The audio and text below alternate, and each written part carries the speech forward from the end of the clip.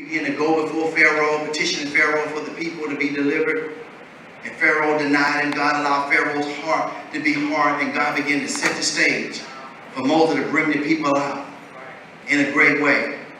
But even after that, they said when God began to bring Moses out, even though Jeffery didn't know God, and Jeffery began to tell Moses, I want to serve the God that delivered you out of the land of Egypt. So it was through Moses' obedience. He didn't make all the right decisions. He didn't do everything the right way. It's not important on how you start your life. It's important that you finish your life.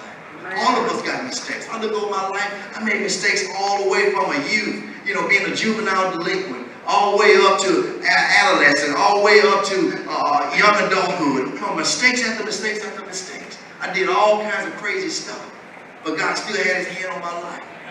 So just because your life may have started one way does not mean it has to end that way. You don't have to stay in the hole. Because you got to make a conscientious decision that you're going to come out of your place of hiding. Even God himself can't go in that place of hiding and bring you out. He can cause turbulence. Some of you right now, God said, I've caused turbulence to come into your life. But he said, the greatest thing you have is your ability to choose. It's called your will. So if you want it bad enough, even though in your imperfect state, but two things I told God when I was out there in the streets doing everything I could do, I said, God, you got to help me. I can't stop. I like it too much. I can't stop doing what I was doing. But God loved me so much. God said, I'm going to cause a separation to happen in your life. And God began to pull me out of that place. And God said, the only way you're going to stay out of that place is you got to begin to walk in your anointing called experience. And that's what some of us have failed at. Some of you, God has brought you out of the hole, but you hadn't told nobody. So guess what? There's no level of accountability. Nobody know you got out of the hole. Nobody gonna know you went back into the hole.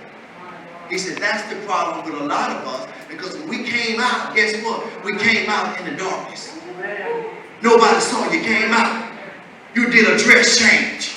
And all of a sudden, when they saw you again, everything looked up.